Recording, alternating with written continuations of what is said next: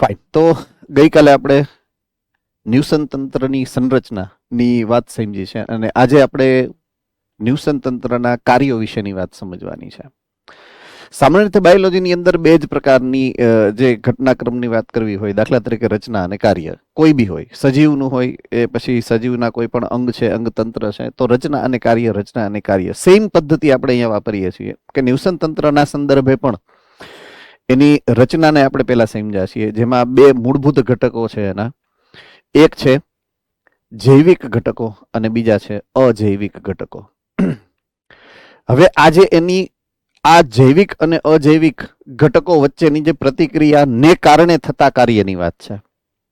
બરાબર છે? તો ન્યુસન તંત્ર કાર્ય શું કરે છે એના કરતા કાર્ય શેને કારણે થાય છે એ પણ એક મહત્વનો પરિમાણ છે આપણે સમજવાનો.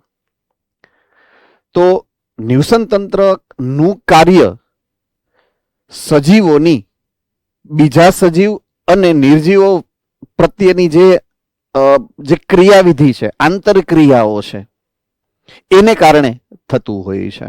ગઈકાલે આપણે એક ઘટનાક્રમને સમજો છે કે જેમાં લીલી વનસ્પતિ અકાર્બનિક દ્રવ્યોને પ્રકાશ સંશ્લેષણના માધ્યમથી કાર્બનિક દ્રવ્યોમાં રૂપાંતરિત કરે છે અને એનાથી ઊંધી પ્રક્રિયા વિઘટક કરે છે. વિઘટક શું કરે છે? વિઘટન કરે છે, જેમાં કાર્બનિક દ્રવ્યોનું એ રૂપાંતરણ કરે છે અકાર્બનિક દ્રવ્યો. અને આપણે ગઈકાલે સમજ્યું હતું એ પ્રમાણે કે અકાર્બનિકમાંથી કાર્બનિક અને કાર્બનિકમાંથી અકાર્બનિક દ્રવ્યોનું રૂપાંતરણ સતત ચાલ્યા રાખે છે. તો ન્યુસન તંત્રના આ કોઈ પણ ઘટનાક્રમમાં કોઈ એક ચોક્કસ સમયે એક કાર્ય થાય છે, કોઈ એક ચોક્કસ સમયે સજીવ દ્વારા બીજું પણ કાર્ય થતું હોય, કોઈ એક ચોક્કસ સજીવો દ્વારા જે તે સમયે ત્રીજું કાર્ય થતું હોય. તો એવા 4 કાર્યની વાત અહીંયા આપણે કરવાની છે. પહેલા કાર્યને આપણે નામ આપ્યું છે ઉત્પાદકતા, બીજા કાર્યને નામ આપ્યું છે વિઘટન, ત્રીજું કાર્ય છે શક્તિ અથવા તો ઉર્જાનો પ્રવાહ, અને ચોથું જે કાર્ય છે ન્યુસન તંત્રનું મૂળભૂત કાર્ય એ છે પોષક ચક્રણ. બરાબર છે? તો પોષક દ્રવ્યો એ ચક્રીય રીતે જે વહન પામે છે એ પોષક ચક્રણ છે. ઉર્જાનો જે સૂર્ય ઉર્જામાંથી પ્રવેશ પૃથ્વી ઉપર થાય અને પૃથ્વીના અલગ અલગ પ્રકારના સજીવોની અંદર એ પ્રવાહિત થાય એ છે શક્તિ કે ઉર્જા પ્રવાહ.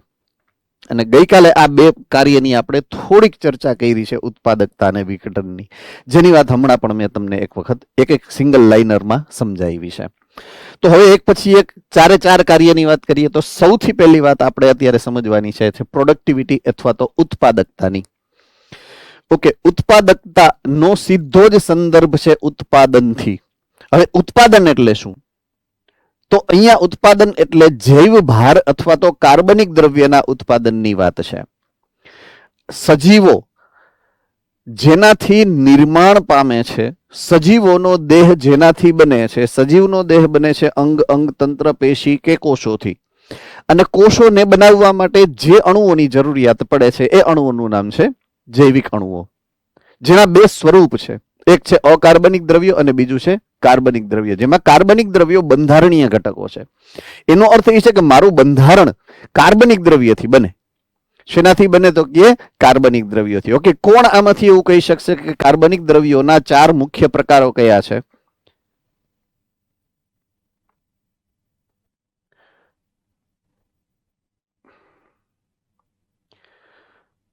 વડોદરા ભાઈલી સેન્ટર. કાર્બનિક દ્રવ્યોના 4 પ્રકાર.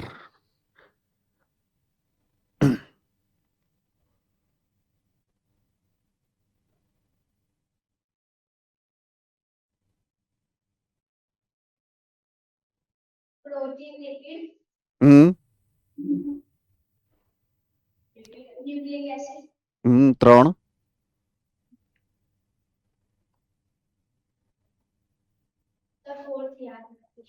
કાર્બોદિત. કમોન, શરૂઆત હંમેશા કાર્બોદિત થી કરવાની. સૌથી સરળ 4 માંથી કોણ છે? કાર્બોદિત. કાર્બોદિત થી થોડુંક વધારે જટિલ છે લિપિડ ક્રમમાં, એનાથી થોડુંક વધારે જટિલ છે પ્રોટીન, અને સૌથી વધારે જટિલ કોણ છે? તો કે ન્યુક્લિક એસિડ. તો 4 માંથી સૌથી વધુ જટિલ કોણ છે? Nucleic acid. એનાથી ઓછું જટિલ કોણ છે? પાછલા ક્રમથી જોઈએ તો પ્રોટીન. એનાથી ઓછું લિપિડ અને સૌથી ઓછું તો કે કાર્બોદિત. તો કાર્બોદિત સૌથી સરળ છે ચારેયમાંથી અને સૌથી જટિલ છે ન્યુક્લિક એસિડ. આ ક્રમ છે. તો 4 પ્રકારના કાર્બનિક દ્રવ્યો એ આપણા શરીરના બંધારણનો ઘટક છે. બરાબર છે. તો એનું ઉત્પાદન કરવાની વાત આવે એને ઉત્પાદકતા કહેવાય. જૈવ ભાર અથવા તો કાર્બનિક દ્રવ્યોના ઉત્પાદનની વાત છે. તો ઉત્પાદન જે છે એ શેનું કરવાનું છે તો કે કાર્બનિક દ્રવ્યોનું. કરશે કોણ તો કે ઉત્પાદક સૃષ્ટિના સભ્યો. ઉત્પાદક સૃષ્ટિ એટલે પ્રકાશ સંશ્લેષી. ઉત્પાદક સૃષ્ટિ એટલે પ્રકાશ સંશ્લેષી સજીવો. ઓકે, પ્રકાશ સંશ્લેષી સજીવો સિવાયના કોઈ એવા સજીવ છે કે જે કાર્બનિક દ્રવ્યોનું સંશ્લેષણ કરી શકે? યસ, રાજકોટ ગુરુકુલ.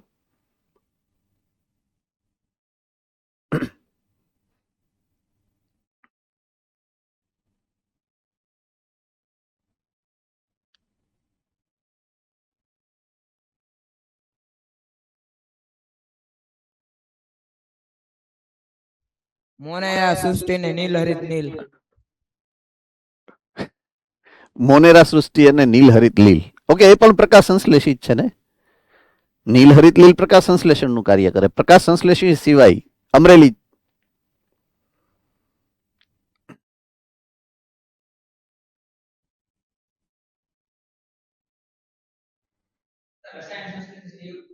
ગુડ, રસાયણ સંશ્લેષી.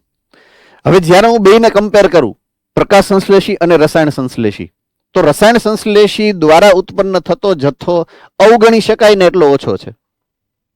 તો મારા માટે અત્યારે મુખ્ય જવાબ જેને કહેવાય કે જે સૃષ્ટિનો અભ્યાસ કરવાનો છે ઉત્પાદક સૃષ્ટિ તરીકે, એ પ્રકાશ સંશ્લેષી સભ્યો છે.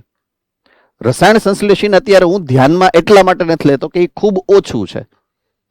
એટલે હું જે વાત કરીશ અથવા આપણે જે સમજવા જઈ રહ્યા છીએ એ પ્રકાશ સંશ્લેષી સજીવોની વાત છે. બરાબર છે.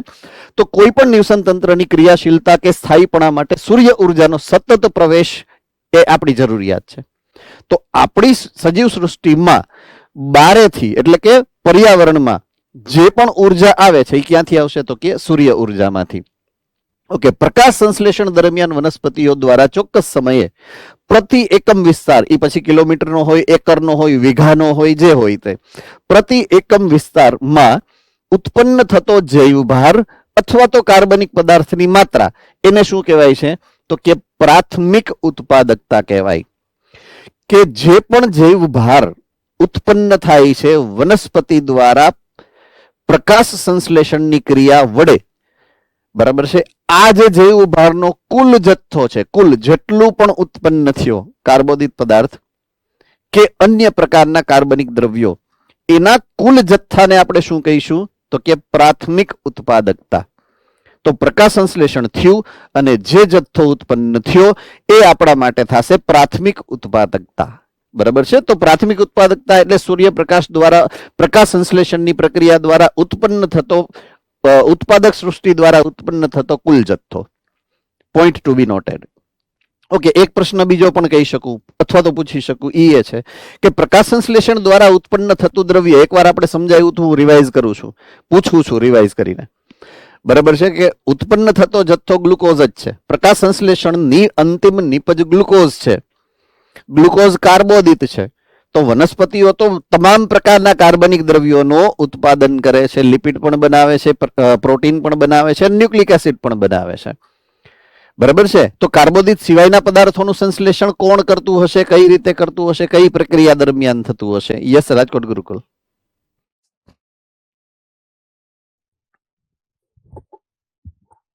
એમ્ફીબોલિક પથ. યસ, એમ્ફીબોલિક પાથવે, જે શ્વસન પરિપથનો ભાગ છે. બરાબર છે. એટલે શ્વસન પરિપથનો ઉપયોગ કરવામાં આવે છે અન્ય પ્રકારના કાર્બનિક દ્રવ્યોના સંશ્લેષણ માટે. Do remind this. હંમેશા તમારા મગજને આ આદેશ આપીને જ રાખવાનો છે. બરાબર છે. હવે એ જે ઉત્પન્ન થતો જૈવ ભાર છે એ બે રીતે માપી શકાય એવું અહીંયા લખેલું છે. કાં તો એને વજનથી માપી શકો અને કાં તો ઉત્પન્ન થયેલ ઉર્જાના જથ્થામાં માપી શકો. જો વજનથી માપવું છે તો ગ્રામમાં માપી શકશો અને જો ઉર્જાના એકમથી માપવું છે તો કિલો કેલરીના માપથી તમે માપી શકો. બરાબર છે. બે રીતે માપી શકાય. ઓકે, જૈવ ભારના ઉત્પાદનની માત્રા એટલે ઉત્પાદકતા. સિમ્પલ લોજિકલ ડેફિનેશન એટલે કે વ્યાખ્યા. તો આપણે ઉત્પન્ન કર્યો છે કાર્બનિક દ્રવ્યોનો જથ્થો એટલે કે જૈવ ભાર. તો તમે જેટલો જૈવ ભાર ઉત્પન્ન કરો છો એના માપને અથવા તો એના પરિમાણને ઉત્પાદકતા કહેવાય. એટલે ઉત્પાદકતાની વ્યાખ્યા તમને છેટ ચોથી લીટીમાં આપી છે કે જૈવ ભારની જે ઉત્પાદનની માત્રા છે, માત્રા એટલે કિલોમાં હોય અથવા તો કિલો કેલરીમાં હોય અથવા તો ગ્રામમાં હોય, બરાબર છે. તો એ જે જથ્થો છે એને ઉત્પાદકતા કહેવાય. તેના વિવિધ નિવસન તંત્રોની ઉત્પાદકતાની જ્યારે તુલના કરવામાં આવે, સરખામણી કરવામાં આવે તો એના માટે બે પ્રકારના યુનિટ તમે વાપરી શકો, બરાબર છે. લખ્યું એમ આગળ પણ લખ્યું છે gram per year or kilo calorie per year. એક વર્ષની અંદર કોઈ એક નિવસન તંત્રમાં કેટલા ગ્રામ જૈવ ભાર ઉત્પન્ન થાય છે કે કેટલી કિલો કેલરીમાં એ જૈવ ભાર ઉત્પન્ન થાય છે એની સરખામણી કરવાનો આ એકમ છે. કુલ પ્રાથમિક ઉત્પાદકતા અને વાસ્તવિક પ્રાથમિક ઉત્પાદકતા એમ બે રીતે ઉત્પાદકતાના પ્રમાણને માપવામાં આવે છે. એટલે ઉત્પાદકતા બે પ્રકારની છે. આઈ રિપીટ, ઉત્પાદકતા બે પ્રકારની છે, બરાબર છે. એક પ્રાથમિક ઉત્પાદકતા, બીજી દ્વિતીયક ઉત્પાદકતા. પ્રાથમિક ઉત્પાદકતા અને દ્વિતીયક ઉત્પાદકતા. પછી પ્રાથમિક ઉત્પાદકતાના બે ભાગ પડશે અને દ્વિતીયક ઉત્પાદકતાના બે ભાગ પડશે. અહીંયા પ્રાથમિક ઉત્પાદકતા પહેલા તમને સમજાવી છે અને એને જ અહીંયા લખ્યું છે કે પ્રાથમિક ઉત્પાદકતાના ફરી પાછા બે ભાગ પડે છે. તો આ જે પ્રાથમિક ઉત્પાદકતા અહીંયા સમજાવી છે કે ભાઈ જેટલી ઉર્જા એને મળે એ ઉર્જાના ઉપયોગ વડે જેટલો જૈવભારનો જથ્થો બનાવે એને આપણે પ્રાથમિક ઉત્પાદકતા કીધી. હવે આ જ પ્રાથમિક ઉત્પાદકતાના મેં બે ભાગ પાડ્યા. એક કુલ પ્રાથમિક ઉત્પાદકતા અને બીજું વાસ્તવિક પ્રાથમિક ઉત્પાદકતા. ઓકે, હવે કુલ પ્રાથમિક ઉત્પાદકતાનો મતલબ એવો કરવાનો કે જેટલું ઉત્પન્ન થાય છે એટલું, બરાબર છે. ઓકે, હવે દાખલા તરીકે વનસ્પતિએ 100 કિલો કેલરી ઉત્પન્ન કરી, ગ્રામમાં નહીં, હું અહીંયા કિલો કેલરીમાં વાત કરું છું. વનસ્પતિએ કોઈ એક નિશ્ચિત વનસ્પતિ છે, એ નિશ્ચિત વનસ્પતિએ દાખલા તરીકે આખા દિવસ દરમિયાન એક દિવસમાં 100 કિલો કેલરી ઉત્પન્ન કરી. એમાંથી આખો દિવસ એ જીવતી રહેવા માટે, પોતાના ચયાપચય માટે, પોતાના દેહધાર્મિક જે પણ ક્રિયાવિધિઓના જે સ્વરૂપ છે એના માટે પોતે એ 100 કિલો કેલરીમાંથી અમુક એનર્જી વાપરશે. દાખલા તરીકે 10% ઉર્જા એને વાપરી નાખી, તો 10 કિલો કેલરી એને વાપરી 100 માંથી, તો વૈધી કેટલી? તો કે 90 કિલો કેલરી વૈધી છે. આ 90 કિલો કેલરી જે છે એ પોતે સંગ્રહ કરીને રાખશે કોઈ પણ સ્વરૂપે, મોટા ભાગે સ્ટાર્ચ સ્વરૂપે, or else lipid, or else protein, or else nucleic એસિડના સ્વરૂપે એને રૂપાંતરિત કરી અને એને એ પોતાના દેહમાં સંગ્રહિત અવસ્થામાં રાખે છે. તો એ જે સંગ્રહિત વૈધી ને 90, 10 જે છે એને વાપરી નાખી છે, તો એને સ્ટોર કરી, સંગ્રહિત કરી એ જથ્થો કયો છે? તો કે 90 કિલો કેલરીનો. ઉત્પન્ન કેટલી થઈ હતી? 100. તો 100 ને કહેવાય કુલ, એટલે કે ગ્રોસ, કુલ પ્રાથમિક ઉત્પાદકતા. 10 વાપરી અને 90 નો એને સ્ટોરેજ કર્યું છે, 90 નું એને સંગ્રહ કર્યો છે, એને કહેવાય વાસ્તવિક પ્રાથમિક ઉત્પાદકતા. છેલ્લે જે સ્ટોર થાય છે ઈ. એટલે આ રીતે પ્રાથમિક ઉત્પાદકતાના બે પ્રકાર પાડ્યા છે આપણે, બરાબર છે. ઓકે, આમાં કોઈને ન સમજાણું હોય તો પૂછી શકો છો. એ જ વસ્તુ અહીંયા ફરીથી વ્યાખ્યાયિત કરી અને તમારી સામે મૂકેલી છે કે કુલ પ્રાથમિક ઉત્પાદકતા એટલે પ્રકાશ સંશ્લેષણ દરમિયાન કાર્બનિક પદાર્થોના ઉત્પાદનનો દર કે જે એક નિવસન તંત્રની કુલ પ્રાથમિક ઉત્પાદકતા છે. વનસ્પતિઓ દ્વારા કુલ પ્રાથમિક ઉત્પાદક તો મોટા ભાગનો જથ્થો શ્વસનમાં ઉપયોગ કરાવવામાં આવે છે. હવે ઉપયોગમાં લીધા પછી જે વધેલો જથ્થો છે એ વનસ્પતિ સંગ્રહ કરશે, જેનું નામ છે વાસ્તવિક પ્રાથમિક ઉત્પાદકતા, એટલે કે એનપીપી, નેટ પ્રાઇમરી પ્રોડક્ટ. આ છે જીપીપી, ગ્રોસ પ્રાઇમરી પ્રોડક્શન. વિષમપોષીઓ એટલે કે તૃણાહારી અને વિઘટક માટે ઉપલબ્ધ જૈવ ભારનો જથ્થો. નવું આમ અલગ રીતે આપેલું છે.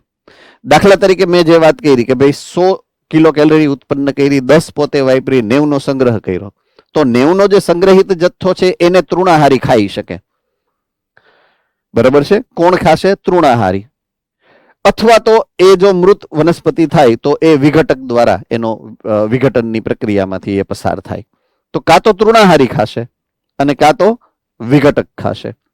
તો એ અન્ય સૃષ્ટિના મીન્સ એના પછીના સ્ટેપ, એના પછીનું જે સ્તર છે એના માટે અવેલેબલ છે, એના માટે પ્રાપ્ય જથ્થો છે, સંગ્રહિત જથ્થો છે. તો વિષમપોષીઓ એટલે કે તૃણાહારી કે વિઘટક માટે ઉપલબ્ધ જૈવભારનો જે જથ્થો છે એને કહેવાય એનપીપી અથવા તો વાસ્તવિક પ્રાથમિક ઉત્પાદકતા. એટલે કે કુલ પ્રાથમિક ઉત્પાદકતામાંથી શ્વસન દરમિયાન થતા ઘટાડાને બાદ કરો તો વાસ્તવિક પ્રાથમિક ઉત્પાદકતા કહેવાય છે. બરાબર છે. તો અહીંયા જે સૂત્ર લખ્યું છે, નેટ પ્રાઇમરી પ્રોડક્શન એટલે કુલ પ્રાથમિક ઉત્પાદકતા. બરાબર છે. કુલ પ્રાથમિક ઉત્પાદકતા એટલે જીપીપી ગ્રોસ છે. આ જીપીપી ગ્રોસ પ્રાઇમરી પ્રોડક્ટિવિટી. તો એમાંથી અહીંયા લખ્યું એ પ્રમાણે જો કુલ પ્રાથમિક ઉત્પાદકતામાંથી શ્વસન દરમિયાન થતો ઘટાડો, શ્વસન એટલે રેસ્પિરેશન, એટલે શ્વસનનો ઘટાડો, ઘટાડો એટલે માઇનસ આર કરી નાખ્યું, અને જે જથ્થો પાછળ વધે છે એને કહેવાય કુલ વાસ્તવિક પ્રાથમિક ઉત્પાદકતા એટલે કે NPP. So NPP is equal to GPP minus R. એવું સામાન્ય સૂત્રથી તમે આનું સંશોધન જ્યારે કરવામાં આવે છે ત્યારે જનરલી આ પ્રકારના જે શોર્ટ ફોર્મ્યુલાસ છે એને તમારે યાદ રાખી અને એને તમારે એપ્લાય કરવા પડતા હોય છે. બરાબર છે. હવે આવા પ્રશ્નો એમસીક્યુમાં પણ આવી શકવાની પૂરેપૂરી સંભાવના હોય છે, એટલે તમારા માટે પણ આ ઇમ્પોર્ટન્ટ છે. ખાલી રિસર્ચર માટે જ ઇમ્પોર્ટન્ટ છે એવું નથી. બરાબર છે. ઓકે, હવે આવશે દ્વિતીયક ઉત્પાદકતા.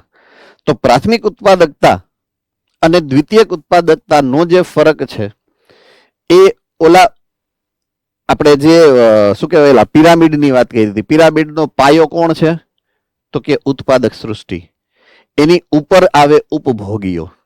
બરાબર છે. તો પ્રાથમિક ઉત્પાદકતા અને દ્વિતીયક ઉત્પાદકતાને તમારે એ રીતે વિભાજિત કરવાની છે. તો જ્યારે પ્રાથમિક ઉત્પાદકતાની વાત આવશે તો પ્રાથમિક ઉત્પાદકતા વનસ્પતિ સૃષ્ટિના સભ્ય સાથે સંકળાયેલી છે, અને દ્વિતીયક ઉત્પાદકતાની જ્યારે વાત આવે તો એ ઉપભોગીઓ અથવા તો ઉપભોક્તાઓની વાત છે. બરાબર છે. એટલે પહેલા સ્ટેજમાં આવ્યા સૌથી જે પિરામિડના સૌથી તળિયે આવશે કોણ તો કે વનસ્પતિ સૃષ્ટિના એટલે કે ઉત્પાદક સૃષ્ટિના સભ્યો પ્રકાશ સંશ્લેષણ દ્વારા એ ખોરાક બનાવે છે. એટલે એની જે ક્રિયાવિધિ છે સ્વપોષી ક્રિયાવિધિ એની વાત હતી, એને કહેવાય પ્રાથમિક ઉત્પાદકતા. હવે એની ઉપરના સ્તરમાં જાઓ એટલે ઉપભોગીઓની જ્યારે વાત કરશો તો ઉપભોગીઓ ખોરાક કેમાંથી મેળવશે? હા બેટા બોલો જોઈએ, કોઈને ખબર છે ઉપભોગીઓ ખોરાક માટે કોની ઉપર આધારિત છે?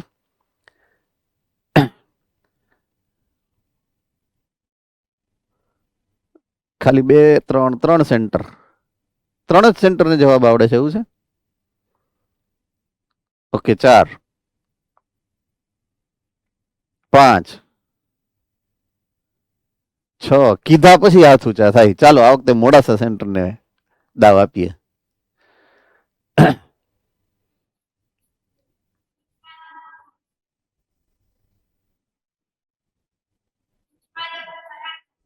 યસ, ઉત્પાદક સૃષ્ટિના સભ્યો જે ખોરાક પ્રકાશ સંશ્લેષણ દ્વારા બનાવે એમાંથી ઉપભોગીઓ એ પ્રાપ્ત કરે.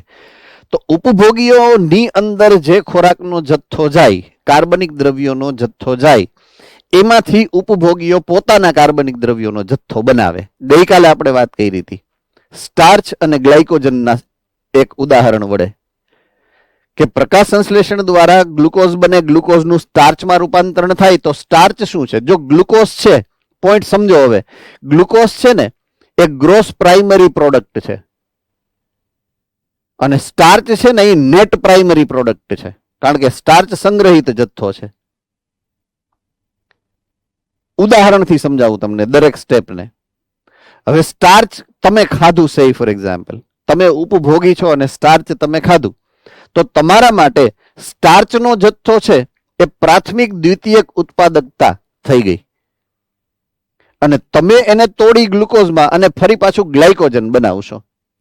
તો આપણા માટે ગ્લાયકોજનનો સંગ્રહ થાય. તો સંગ્રહિત જથ્થો એટલે તો કે દ્વિતીયક ઉત્પાદકતામાં છેલ્લે વાસ્તવિક ઉત્પાદન કેટલું થયું એની વાત છે.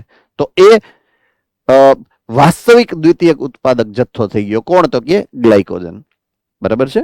તો આ રીતે તમે સિક્વન્સથી આ ઉદાહરણથી યાદ રાખી લેહો એટલે ક્યારેય તમને એમાં મુશ્કેલી નહીં થાય સિક્વન્સ ગોઠવવાની કે યાદ કરવાની. બરાબર છે. તો દ્વિતીયક ઉત્પાદકતાનો મતલબ શું કરવાનો છે? ઉપભોક્તાઓ દ્વારા નવા કાર્બનિક પદાર્થોના નિર્માણમાં એનો જે દર છે એને શું કહેવાય? તો કે દ્વિતીયક ઉત્પાદકતા. એટલે કે પ્રાણીઓની અંદર ઉત્પન્ન થતો જૈવ ભારનો જથ્થો, સિમ્પલ લેંગ્વેજમાં. ઓમાં હતું વનસ્પતિઓની અંદર નિર્માણ પામતો જૈવ ભારનો જથ્થો, અને આ છે પ્રાણીઓની અંદર એટલે કે ઉપભોગીઓની અંદર ઉત્પન્ન થતો જૈવ ભારનો કુલ જથ્થો અથવા તો વાસ્તવિક જથ્થો. બે પ્રકાર પડશે. ચોક્કસ નિવસન તંત્રના પ્રાથમિક ઉત્પાદક અલગ હોય છે. બરાબર છે. તો પ્રાથમિક ઉત્પાદકતા દરેકની અલગ છે. નિવસન તંત્ર જેવું હશે એવી એની પ્રાથમિક ઉત્પાદકતા હશે. પ્રાથમિક ઉત્પાદકતા એટલે વનસ્પતિવાળી. તો દરેક પ્રકારના અલગ અલગ નિવસન તંત્રની અંદર આ પ્રાથમિક ઉત્પાદકતા અલગ અલગ હોય છે. કોના ઉપર આધારિત છે પ્રાથમિક ઉત્પાદકતા? પહેલું, એની વનસ્પતિઓની જાતિઓ કેવી છે. બરાબર છે. જો ઉચ્ચ કક્ષાના પ્રકાશ સંશ્લેષણની ક્ષમતાવાળી જાતિઓ હશે તો પ્રકાશ સંશ્લેષણનો દર વધારે થતો હોય. જો પ્રકાશ સંશ્લેષણનો દર વધુ હોય તો નેચરલી જૈવ ભારનો જથ્થો જે છે એ વધુ ઉત્પન્ન થતો હોય. બરાબર છે. બીજું, વિવિધ પ્રકારના પર્યાવરણીય કારકો. સૂર્યપ્રકાશ કેટલો છે, દિવસની અવધિ, પ્રકાશ અવધિ કેવી છે, એટલે આ બધા કારણો સૂર્યપ્રકાશની સાથે સંકળાયેલ છે. બીજું, તાપમાન. તાપમાન કેટલું છે? ઊંચું તાપમાન છે, નીચું તાપમાન છે. દિવસ લાંબો હોય તો સવારનો ભાગ ને સાંજનો ભાગ જે છે એ વધારે લાંબો હોય તો ત્યાં પ્રકાશ સંશ્લેષણની પ્રક્રિયા વધી જાય. બરાબર છે. સામે જેવો દિવસ જ ટૂંકો હોય તો સવારનો ભાગ પણ ટૂંકો હોય, બપોરનો ભાગ લાંબો હોય એ તો નેચરલી છે, ને સાંજનો ભાગ પણ થોડોક ઓછો ટૂંકો મળે. બરાબર છે. જેને કારણે થાય શું કે પ્રકાશ સંશ્લેષણની કુલ અવધિ જ ઘટી જાય, જેને કારણે જૈવ ભારનો જથ્થો પ્રમાણમાં ઓછો જનરેટ થાય, ઓછો બને છે. તો પર્યાવરણીય ઘટકો એવા છે, પાણી કેટલું છે, સોઇલ એટલે કે જમીનનો પ્રકાર કેવો છે, આ બધા જ ઘટકો ઉપર આધાર રાખે. ત્રીજું, પોષક દ્રવ્યોની ઉપલબ્ધિ. જમીનની અંદર મેં કીધું એ પ્રમાણે જમીનની અંદર અકાર્બનિક દ્રવ્યો એટલે કે પોષક દ્રવ્યોની ઉપલબ્ધિ કઈ પ્રકારની છે. અમુક વખતે આપણે બહુ સામાન્ય રીતે જે જમીનનું વિભાજન સમજતા હોય તો અમુક વખતે આપણે કહીએ છીએ ફળદ્રુપ જમીન અને બિન ઉપજાઉ જમીન. તો ફળદ્રુપતા એ આ પોષકની ઉપલબ્ધિનો સૌથી મોટું પરિમાણ છે. બરાબર છે. ફળદ્રુપતાનો અર્થઘટન આપણે એવું કરીએ કે જમીનની અંદર જો સારા પ્રમાણમાં અકાર્બનિક દ્રવ્યો અને સડી રહેલા કાર્બનિક દ્રવ્યોનું પ્રમાણ વધારે હોય તો એવી જમીન જે છે એ ફળદ્રુપ છે. સેન્દ્રિય દ્રવ્યો જેને તમે કહો છો. બરાબર છે. તો એ વધારે હોય તો વધારે સારી ઉત્પાદકતા હોઈ શકે. અને છેલ્લું, વનસ્પતિઓની પ્રકાશ સંશ્લેષણની ક્ષમતા કેવી છે. તો આ મુખ્ય પરિબળ છે પ્રાથમિક ઉત્પાદકતા નિર્ધારિત કરતા હોય એના માટેના. હે ને? તો હવે આપણે દ્વિતીયક ઉત્પાદકતાની વાત જ્યારે કરીએ તો સૌથી મોટી જે ઉત્પાદકતાની વાત આપણે સમજવાની છે, આખા પૃથ્વી એની અંદર કુલ ઉત્પાદન ક્ષમતા કેટલી, એનું એક સરસ મજાનું ઉદાહરણ, મોસ્ટ ઇમ્પોર્ટન્ટ કહી શકાય એવું આપેલું છે. બરાબર છે. તો સમગ્ર જીવાવરણની વાર્ષિક વાસ્તવિક પ્રાથમિક ઉત્પાદકતા. વાસ્તવિક પ્રાથમિક ઉત્પાદકતાનો મતલબ શું થાય છે? કોણ કહી શકે? વાસ્તવિક પ્રાથમિક ઉત્પાદકતાનો મતલબ શું થઈ શકે? Yes, Modasa centre.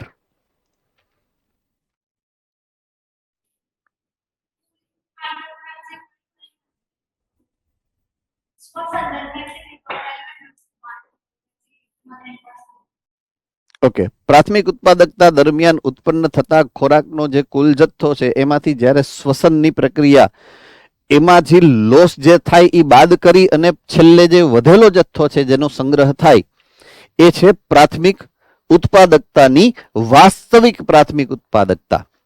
બરાબર છે. નેટ છેલ્લે NPP.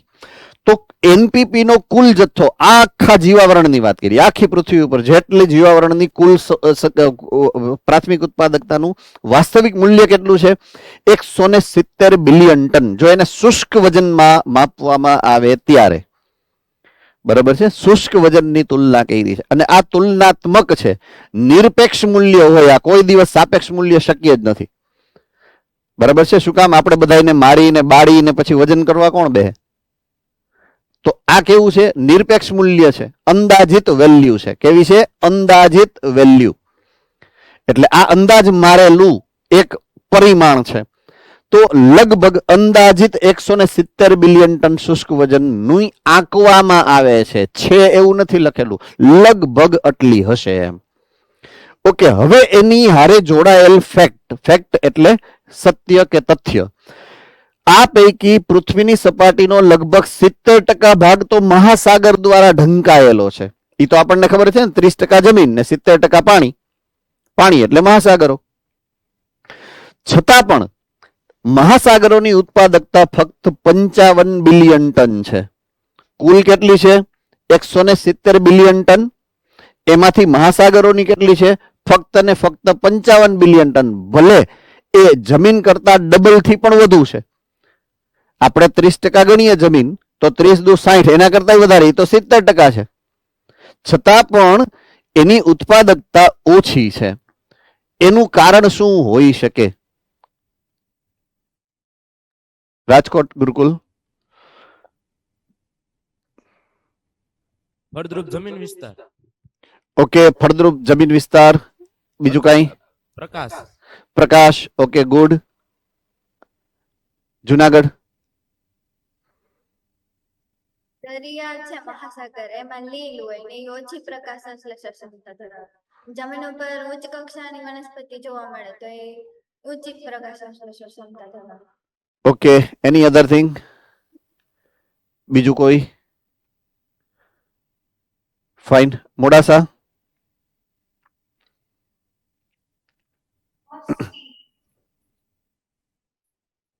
ફરીથી? Oxygen.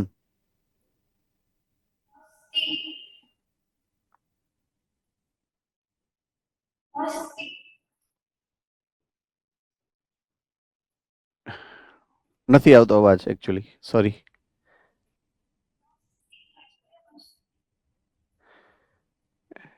It's okay, fine, no problem. અવાજ સાંભળી શકાતો નથી એકચ્યુઅલી, કારણ કે માઇક આગું છે તમારાથી. એવું હોય તો માઇકની નજીક આવીને બોલી શકતા હો તો best, if you can.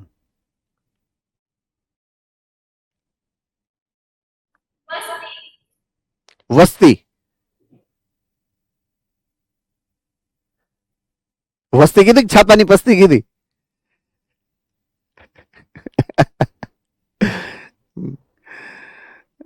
Yes, Amreli centre please.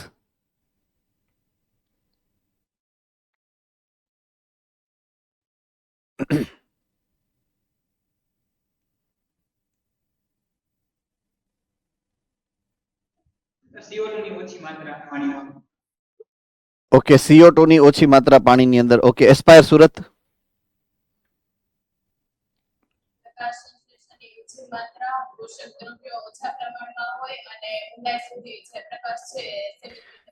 Yes. સો એક પરિમાણ નથી, એક કારણ નથી. તમે કીધેલા લગભગ બધા જ કારણો લાગુ પડે છે, ડાયરેક્ટલી ઓર ઇનડાયરેક્ટલી.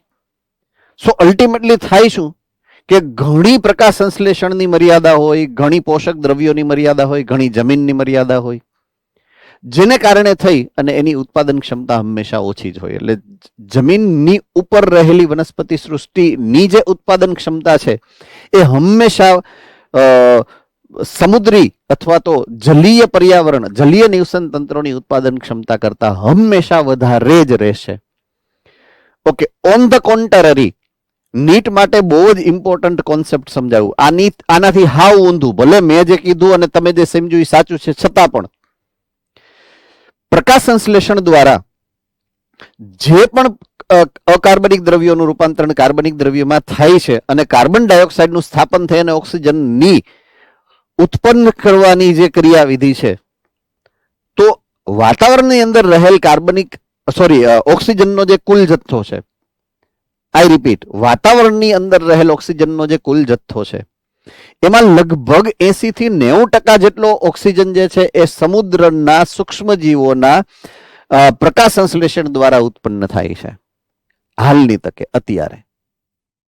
એટલે તમારી આસપાસ રહેલા તમામ ઝાડવા, વૃક્ષો બધું કાપી નાખો ને તોય ઓક્સિજનની કમી કદાચ થાય તો 15 થી 15% મેક્સિમમ.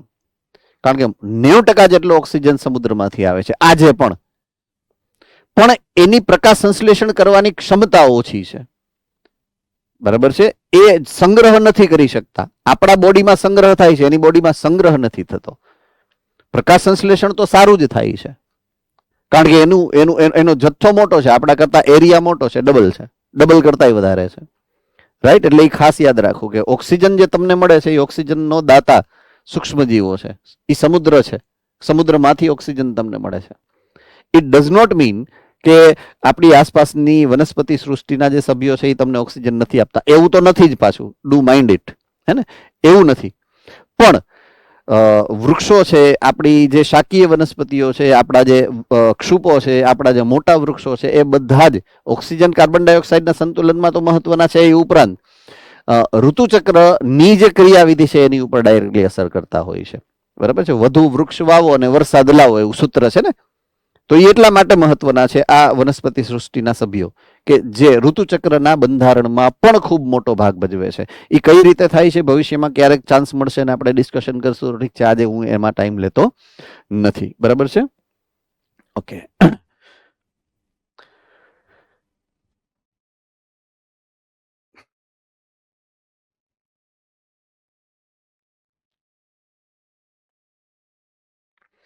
ઓકે, સો ક્રિયાવિધિ નંબર 2. પહેલી ક્રિયાવિધિ આપણે ઉત્પાદકતાની વાત કરી.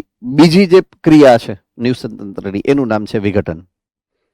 રાઈટ? વિઘટનને આપણે ગઈકાલે પણ સમજ્યા હતા. વિઘટનની વાત આપણે થોડીક આજે પણ કરી, બહુ જાજી નથી કરી, થોડીક કરી. હવે એ અકોર્ડિંગ વિઘટન કોને કહેવાય? કોને ખબર છે વિઘટન એટલે શું?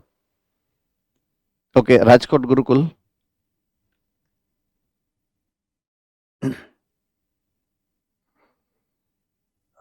કાર્બનિક દ્રવ્યોનું અકાર્બનિક દ્રવ્યોમાં રૂપાંતર કરે.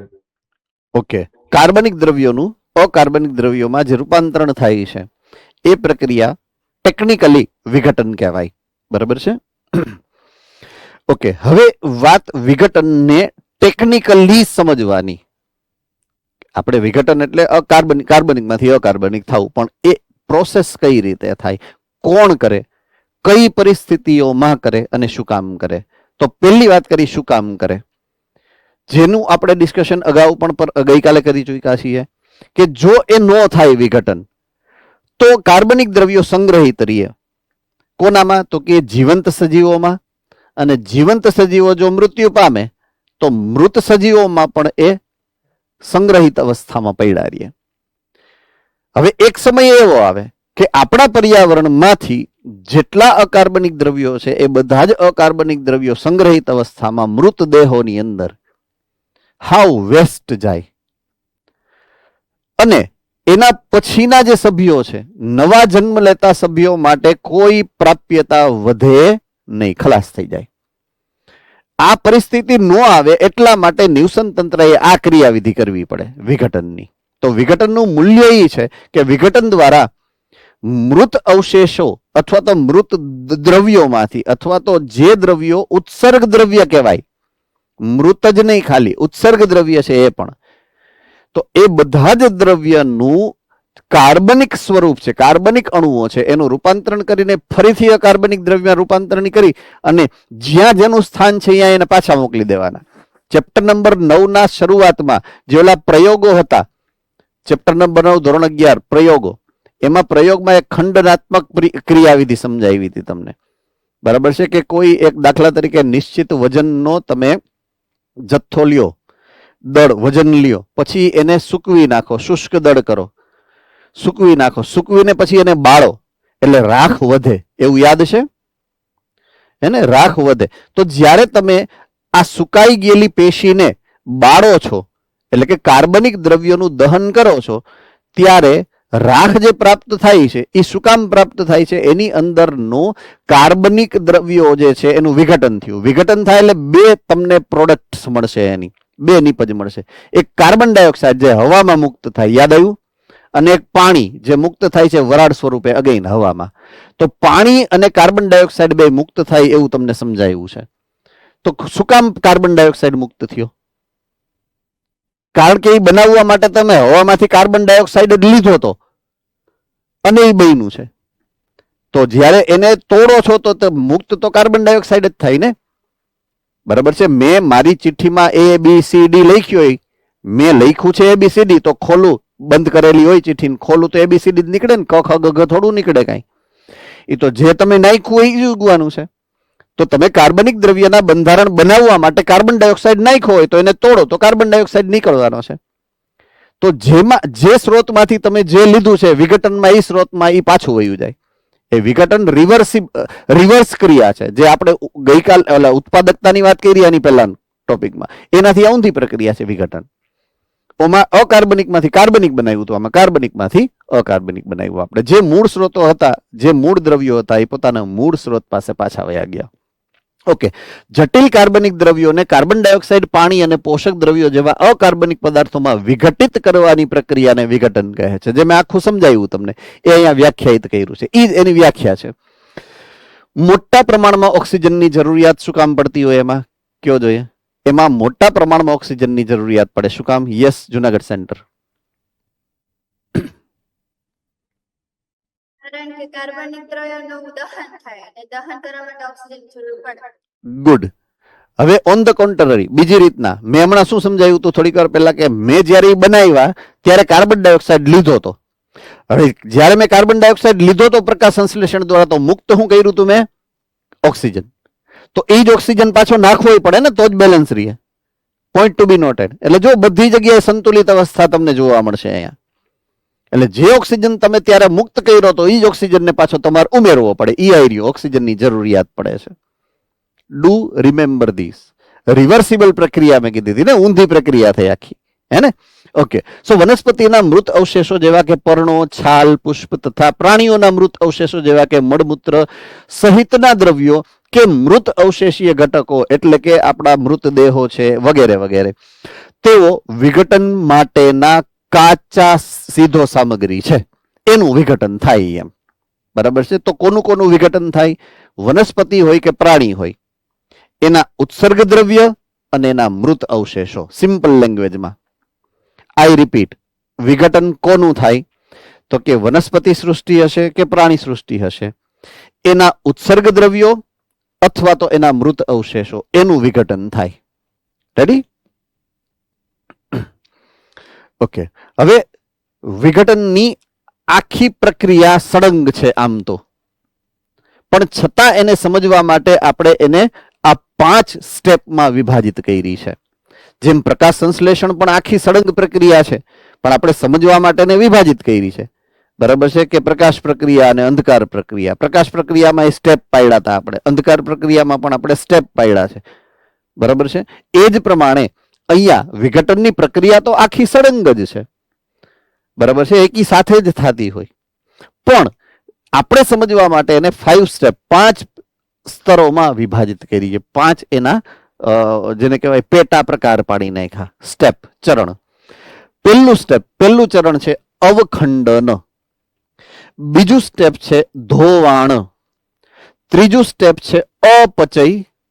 ચોથું સ્ટેપ છે સેન્દ્રિય અથવા તો ખનિજીકરણ, ખાતર નિર્માણ, અને છેલ્લું છે એ છે ખનિજીકરણ. તો આવા 5 સ્ટેપની અંદર આ પ્રક્રિયાને આપણે આખી વિઘટનની પ્રક્રિયાને વિભાજિત કરી છે. બરાબર છે. તો એક પછી એક આ 5 સ્ટેપની જ્યારે હું વાત કરીશ, તો સૌથી પહેલું સ્ટેપ વિઘટનની પ્રક્રિયાનું છે, એનું નામ છે અવખંડન. બરાબર છે. દાખલા તરીકે કોઈ એક મૃત અવશેષ છે, એ મૃત અવશેષ જ્યારે કોઈ બી પ્રાણી છે, કોઈ બી વનસ્પતિ છે, એના મૃત અવશેષ હશે, એ ખરી અથવા તો પડી અને જમીન ઉપર સ્થાયી થાય, જમીનની સપાટીની ઉપર. પોઈન્ટ ટુ બી નોટેડ. રાઈટ? મૃત અવશેષો હશે કે સેન્દ્રિય પદાર્થો હશે, એ હંમેશા જમીનની સપાટીની ઉપર પડે, આમ ઉપર, સપાટીની ઉપર હોય. હવે નેક્સ્ટ સ્ટેપમાં જ્યારે મૃત અવશેષ જમીનની ઉપર પડ્યું, એ પછી દાવ આવે પહેલો કોનો? તો કે મૃતભક્ષી સજીવોનો. મૃતભક્ષી સજીવો એટલે એવા સજીવો કે જે પોષણ શૃંખલાના એવા સજીવ છે કે જે ફક્ત અને ફક્ત મૃત અવશેષો ઉપર જ આધાર રાખે છે પોતાના ખોરાકનો. જીવંત સજીવોને ન ખાય. મૃત પ્રાણીઓ અથવા તો મૃત અવશેષોને જ ખાય એવા પ્રાણીઓ, ઈ એને ખાય. દાખલા તરીકે ખરી ગયેલું પાંદડું છે, બરાબર છે, એ જમીનની હારે મિક્સ થાય તો એને ખાવા માટે અમુક પ્રકારના ચોક્કસ કીડાઓ હોય અને એ જ એને ખાય. તો એ બધા છે મૃતભક્ષીઓ. એટલે સૌથી પહેલા વિઘટનમાં અવખંડન માટે જવાબદાર સજીવો કોણ છે? મૃતભક્ષીઓ. મૃતભક્ષી એટલે મૃત અવશેષીય પદાર્થો એને તોડી નાના કણમાં રૂપાંતરિત કરે અને એમાંથી પોષણ મેળવે એવા સજીવોને મૃતભક્ષીઓ કહેવાય. તો મૃતભક્ષીઓ જ્યારે મૃત અવશેષોને, મૃતદેહને એમાંથી પોષણ મેળવવા માટેના મોટા પદાર્થોને એના નાના ઘટકમાં વિભાજિત કરવાની પ્રક્રિયા કરતા હોય તો તોડે છે. તોડવું એટલે ખંડન કરવું. તોડવું એટલે ખંડન કરવું. એના ઉપરથી આ પ્રક્રિયાનું નામ પડ્યું છે અવખંડનની પ્રક્રિયા. બરાબર છે? તો આ પહેલું સ્ટેપ થઈ ગયું વિઘટનની પ્રક્રિયાનું, કે જેમાં મૃતભક્ષીઓ જે મૃત પદાર્થ છે, ઉત્સર્ગ દ્રવ્યો હોય કે અન્ય મૃતદેહો હોય, ખરી ગયેલા પાંદડા હોય, ખરી ગયેલા પુષ્પના ભાગ હોય. આપણે એવું સમજ્યું હતું જે તે સમયે વનસ્પતિઓનો અભ્યાસ કર્યો હતો ત્યારે, કે જ્યારે ફલનની પ્રક્રિયા થાય તો પુષ્પીય ચક્રના પછીના વધારાના ભાગ સ્ત્રીકેસર સિવાયના બધા જ ખરી જશે મોટા ભાગે. બરાબર છે? દલપત્રો ખરી જાય છે, પુંકેસર ખરી જાય છે, તો ખરીને પડશે ક્યાં? તો કે જમીન ઉપર. એટલે એને પછી આ મૃતભક્ષીઓ ખાઈ જશે. બરાબર છે? એટલે પહેલું સ્ટેપ છે અવખંડનનું. હવે અવખંડન પામેલા દ્રવ્યો જમીન ઉપર ફેલાયેલા છે. હવાને કારણે, અન્ય સજીવોની હલનચલનની પ્રક્રિયાને કારણે એ જમીનની અંદર હવે પ્રસરે. પોઈન્ટ સમજો. તો માટી સાથે, જમીનના કણો સાથે એ મિશ્ર થાય, વ્યવસ્થિત રીતના મિશ્ર થઈ ગયા છે. અવખંડિત દ્રવ્ય જમીન સાથે મિશ્ર થઈ ગયા. જમીનના ઉપરનું લેયર છે ને એની હારે મિશ્ર થઈ ગયા છે. આ ટોપ લેયરમાં મિશ્ર થઈ ગયા છે. બરાબર છે? હવે શું થાય? વરસાદ આવે. એની સિઝન દરમિયાન વરસાદ જ્યારે આવે એટલે વરસાદની સાથે આ દ્રવ્યો જમીનની અંદર ઉતરે. બરાબર છે? જમીનની અંદર ઉતરે છે એવું અહીંયા તમને સમજાવેલું છે. તો જ્યારે જમીનનો તમે આડછેદ લ્યો ને, તમને સ્પષ્ટ રીતે એવા લેયર્સ દેખાય અમુક જમીનમાં. બરાબર છે? એમાં જેમ જેમ તમે ઊંડા જાઓ ને એમ એનો કલર ફરી જાય, જો બ્રાઉન કલર જેવો થવા માંડે. તો ઈ જે દ્રવ્યો છે કે જે પહેલા ઉપર હતા અવખંડન પામેલા, જમીનમાં વરસાદને કારણે અંદર ઉતરવા માંડે. ઈ અંદર ઉતરવાની પ્રક્રિયા પાણીને કારણે, મોટા ભાગે પાણીને કારણે, બરાબર છે, એને કહેવામાં આવે છે ધોવાણની પ્રક્રિયા. શું કહેવાય છે? ધોવાણની પ્રક્રિયા. તો ધોવાણ એવી પ્રક્રિયા છે કે જેના દ્વારા જલદ્રાવ્ય, અકાર્બનિક પોષક દ્રવ્યો જમીનના સ્તરની અંદર પ્રવેશ કરે છે અને અનઉપલબ્ધ ક્ષાર તરીકે અવક્ષેપિત થઈ જાય છે. અનઉપલબ્ધ ક્ષાર. હવે અનઉપલબ્ધ ક્ષારનો મતલબ શું કરવાનો? કોણ કહી શકશે? અનઉપલબ્ધતા નો મતલબ શું કરવાનો, અથવા તો શું કરી શકાય? પોસિબિલિટી પણ કહી શકો છો તમે કે આવું હોઈ શકે સર, કદાચ. Okay, yes, Bhuj centre. અનુપલબ્ધ એટલે કે જમીનને બહુ નીચે ચાલ્યા જાય અકાર્બનિક ઘટકો, તો જે જરૂર છે એ લોકો માટે ઉપલબ્ધ ન થઈ શકે, એની માટે પહોંચી ન શકાય એ રીતે. Yes, okay. રાજકોટ ગુરુકુલ હાથ ઉપર કરેલો.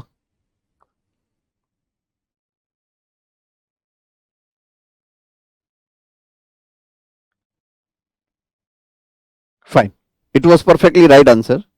કે જનરલી શું હોય કે વનસ્પતિઓ પોતાના મૂળ પ્રસારે છે જમીનમાં. બરાબર છે? પણ એ અંદર બહુ ઊંડે સુધી ન જઈ શકે. એની એક લિમિટ છે, એની એક મર્યાદા છે. દરેક વનસ્પતિઓ ના મૂળ ઊંડે સુધી પ્રસરણ પામતા હોતા નથી. તો બહુ ઊંડે સુધી જ્યારે એ પ્રસરી જાય છે, કોણ? તો કે ઓલા દ્રવ્યો. તો મૂળથી, જો મૂળ અહીંયા સુધી દેખાડેલા છે તમને, મૂળનો જથ્થો અહીંયા સુધીનો જ છે, પણ કાર્બનિક દ્રવ્યો, જે અકાર્બનિક દ્રવ્યો હતા એ છેક નીચે સુધી પહોંચી ગયા છે. એટલે મૂળ ત્યાં સુધી પહોંચી નથી શકતા. એટલે એ અપ્રાપ્ય જથ્થો છે. બરાબર છે? અનઉપલબ્ધ જથ્થો છે. એટલે બહુ ઊંડે સુધી પહોંચી શકે છે. તો એ પ્રક્રિયાનું નામ છે ધોવાણની પ્રક્રિયા. પ્રક્રિયા નંબર 2. સ્ટેપ નંબર 3, અપચય. ઓકે, અપચયનો સિમ્પલ મતલબ શું થઈ શકે તમારા મતે? અપચય એટલે શું? ચયાપચય નો બીજા નંબરનો શબ્દ ચય અને અપચય. ચય સંશ્લેષણાત્મક પ્રક્રિયાને રિપ્રેઝન્ટ કરે છે. અપચય ખંડનાત્મક અથવા તો વિઘટનાત્મક પ્રક્રિયાને રિપ્રેઝન્ટ કરે છે. તો અપચયનો ટેકનિકલ મતલબ કોણ સમજાવી શકશે? વ્યાખ્યા, અપચયની વ્યાખ્યા.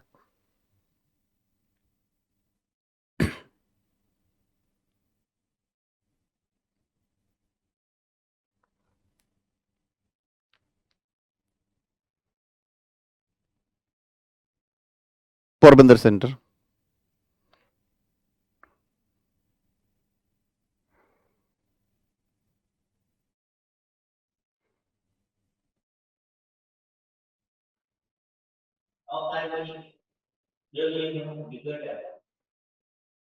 અકાર્બનિક દ્રવ્ય. Okay, Amreli centre. Yes.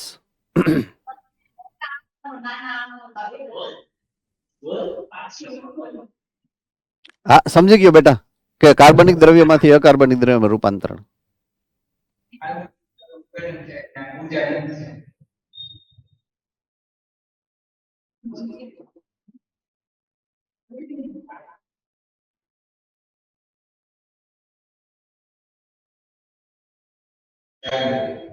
Hello sir. હા, સર કાર્બનિક ઘટકોનું વિઘટન થઈને અકાર્બનિક ઘટકો બને ઉર્જા મુક્ત થાય છે. Okay, good, fine. Bhaili centre.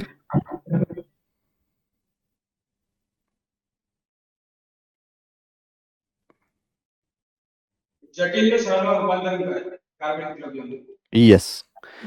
કોઈ પણ મોટો અણુ છે એને જ્યારે તમે તોડો છો, બરાબર છે, અને તમે નાના અણુઓમાં રૂપાંતરિત કરો છો, આ જે ઘટનાક્રમ છે મોટા અણુમાંથી તોડી અને નાના અણુ બનવાની ક્રિયાવિધિ, એને અપચય કહેવાય. બરાબર છે. તો અવખંડન દરમિયાન તમે જટિલ ખોરાકના સ્વરૂપને એના સરળ ખોરાકના સ્વરૂપમાં વિઘટિત કર્યું, તોડ્યું, એને અવખંડન કીધું. પછી ઈ ઘટકો ધોવાણથી અંદર ગયા. હવે અંદર થતી ક્રિયા છે ત્રીજા નંબરની, અપચય. બરાબર છે.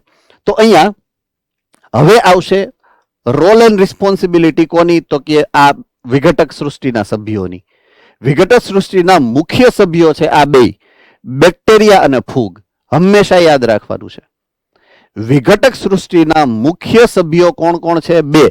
એક છે બેક્ટેરિયા અને બીજું છે ફૂગ. વિઘટનની પ્રક્રિયામાં સહાયક છે કૃમિઓ. એમાં પછી અળસિયા આવી ગયા ને જીવડા આવી ગયા ને ઈયળો આવી ગઈ, ખદબદતી હોય, પણ એ મૃતભક્ષી છે, એ સહાયક છે. ભલે વિઘટક જ કહેવાય, કારણ કે વિઘટનની પ્રક્રિયામાં જ ભાગ ભજવે છે. બરાબર છે.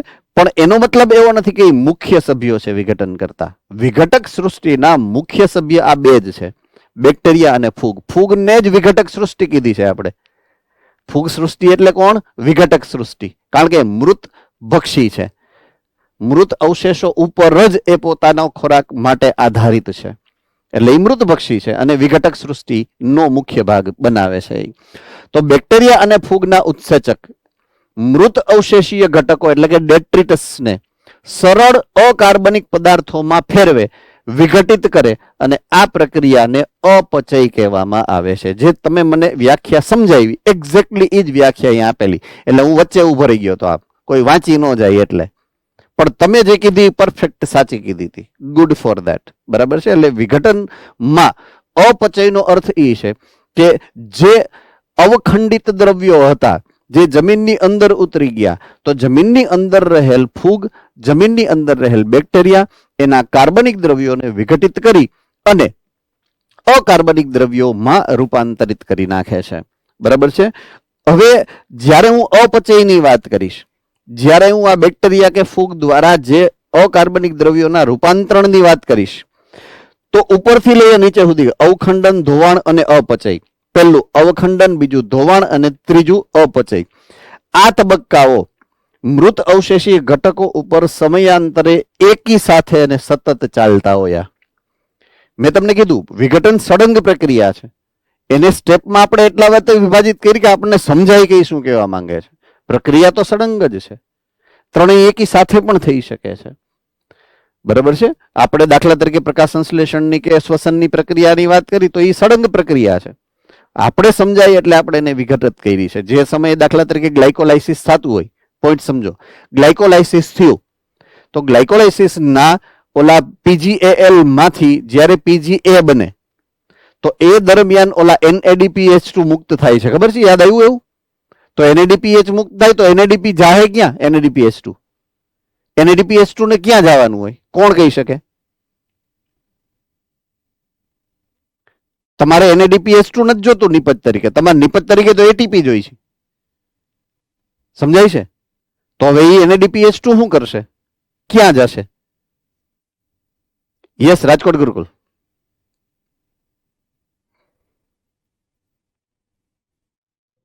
ETS સંકુલ. યસ, ETS સંકુલ. Excellent answer. ક્યાં જાય? ETS સંકુલમાં.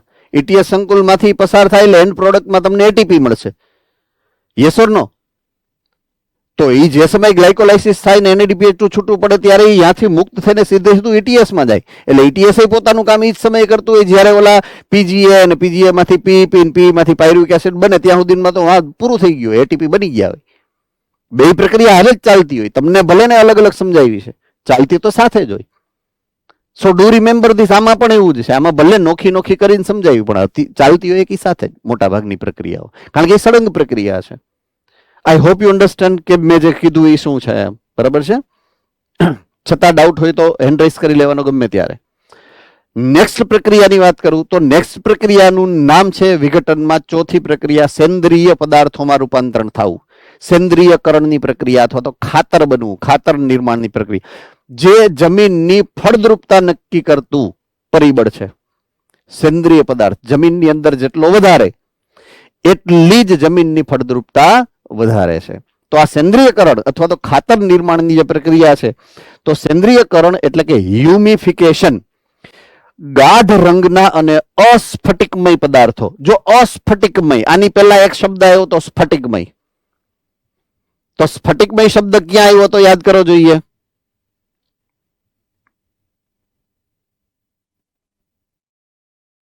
હમણાં જ આવ્યો બાપુ, અથવા તો બા, સોરી, બે છે અહીંયા તો. આમે તો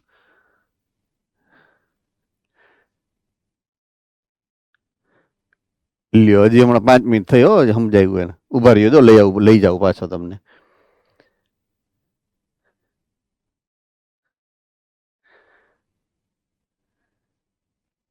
અવક્ષેપિત થઈ જાય, અવક્ષેપ થઈ જાય, અવક્ષેપ. જો આ ઇનડાયરેક્ટનેસ છે કે જે તમને નીટમાં નડશે. બરાબર છે? યાદ રાખવાનું છે. આ બધું જ આમ જ સમજવાનું છે, આમ જ યાદ રાખવાનું છે. શબ્દ એક આપ્યો છે, હું બીજો શબ્દ આપું એટલે તમને ભૂલી જાય, તમને ખબર ના પડે કે ઓવી કંઈક આવ્યું છે અથવા તો ઓવી કંઈક હોય છે. Do remember. આમાં ઘણું બધું છે એવું કે જે હિડન, છુપાયેલું હોય, જેને તમારે ગોતવું પડે સમજીને. એનીવે, તો અહીંયા અસ્ફટિકમય પદાર્થો થાય, ઓલા સ્ફટિકમય હોય. બરાબર છે? હવે ડાર્ક કલર એમોર્ફસ સબસ્ટન્સ, બરાબર છે? અંગ્રેજીમાં જો તમે વાંચશો તોની વાત છે. એનું નિર્માણ થાય જેને કહેવામાં આવે છે સેન્દ્ર. તો સેન્દ્ર શું છે? તો ઓલું તો અંદર ઉતરી ગયું હતું, પોઈન્ટ સમજો. આ ક્યાં છે? જમીનના ઉપરના સ્તરમાં. હજી ક્યાં છે? જમીનના ઉપરના સ્તરમાં. એટલે કે મૂળ સુધી હજી પ્રાપ્ત છે. ઓલો અપ્રાપ્ત હતું, આ મૂળને પ્રાપ્ત છે દ્રવ્ય. પોઈન્ટ સમજો તમે, રાઈટ?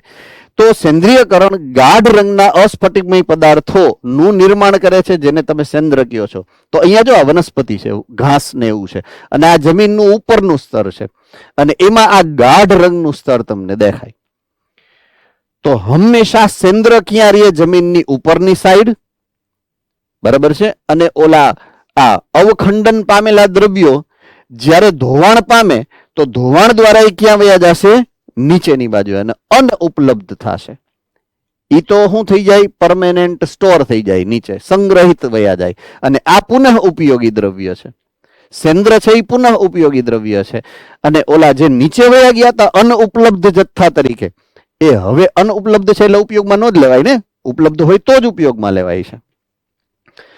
ઓકે. જે સૂક્ષ્મ જીવાણુકીય ક્રિયાઓ માટે ખૂબ જ પ્રતિરોધક હોય છે. સૂક્ષ્મ જીવાણુકીય પ્રક્રિયા માટે ખૂબ જ પ્રતિરોધક. પ્રતિરોધકનો અર્થ શું થાય? કોણ કહી શકે? Yes, Amreli centre.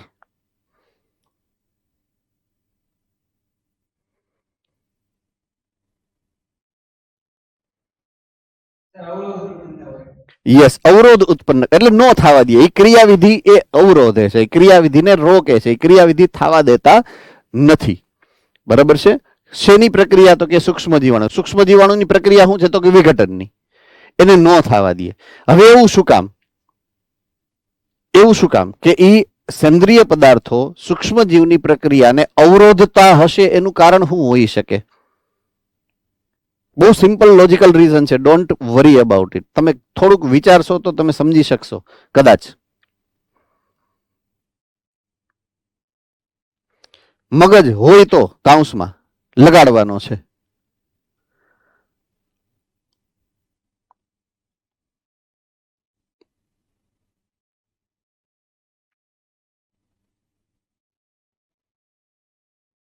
મોટા ભાગે એ દ્રવ્યો એવા હશે કે જે વનસ્પતિજન્ય હશે અથવા તો જટિલ દ્રવ્યો હશે.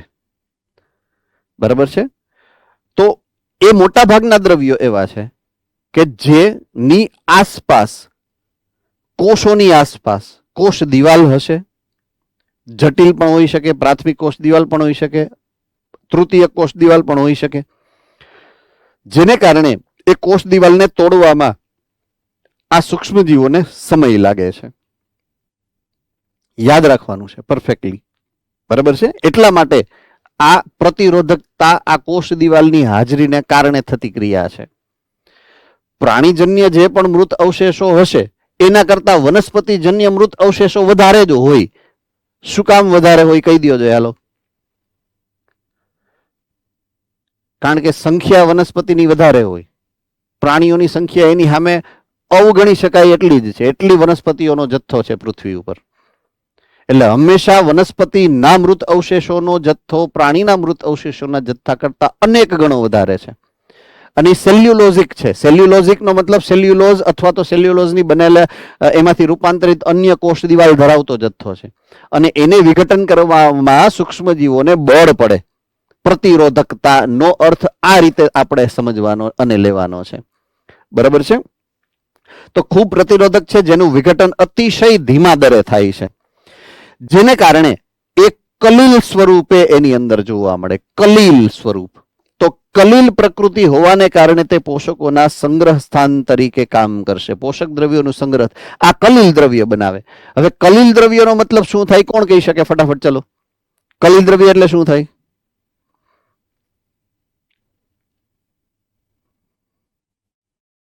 યસ, પાયલી સેન્ટર.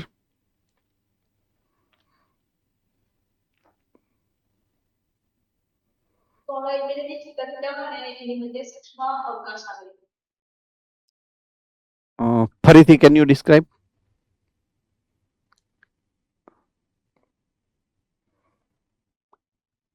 વન્સ.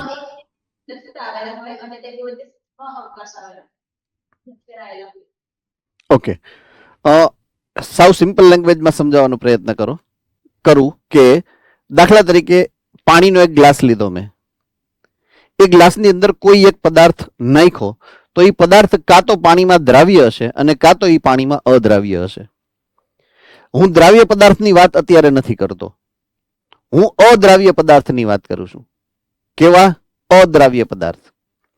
હવે પાણીમાં અદ્રાવ્ય પદાર્થ હું જ્યારે પાણીમાં નાખું તો એની ઘનતાને હિસાબે કાં તો એ પાણીની સપાટીની ઉપર હશે અને કાં તો પાણીની સપાટીની અંદર બેસી જાય. ઓકે. હવે એ જ પરિસ્થિતિમાં હું જ્યારે વાત કરું કે સમાંગ દ્રાવણ ક્યારે બનાવી શકે? દાખલા તરીકે મેં કોઈ એક પાવડર પાણીની અંદર નાખ્યો, ઓગાળ્યો. એ ઓગળતો તો છે જ નહીં, પણ છતાં એ સમાંગ દ્રાવણ ક્યારે બનાવી શકે? દાખલા તરીકે યસ, રાજકોટ સેન્ટર.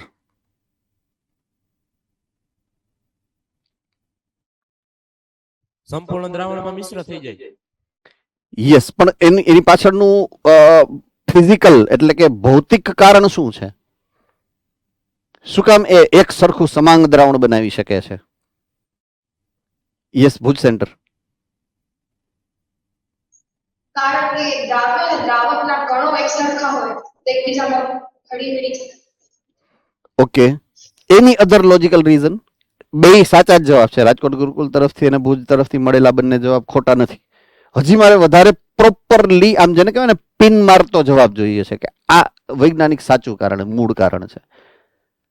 ઘનતા. એ દ્રવ્યની ઘનતા અને પાણીની ઘનતા સમાન છે, એટલે એ એક સરખું સમાંગ દ્રાવણ બનાવી શકે. રાઈટ? અને આવું દ્રાવણ તમે દરરોજ જોવો છો. એક કયું હોઈ શકે? એકાદું ઉદાહરણ? યસ, ભુજ. દૂધ. યસ, દૂધ.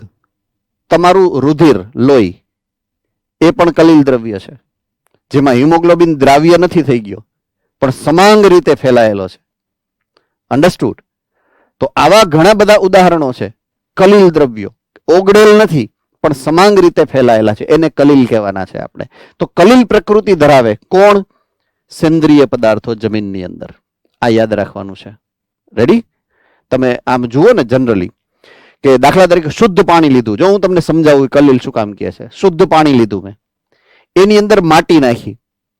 શું નાખ્યું? માટી. અને પછી જોરદાર હલાવ્યું, એકદમ હલાવ્યું, અને પછી તમે જુઓ ને તો અમુક સમય પછી માટી આછરી જાય. આછરી જાય એટલે નીચે બેસી જાય.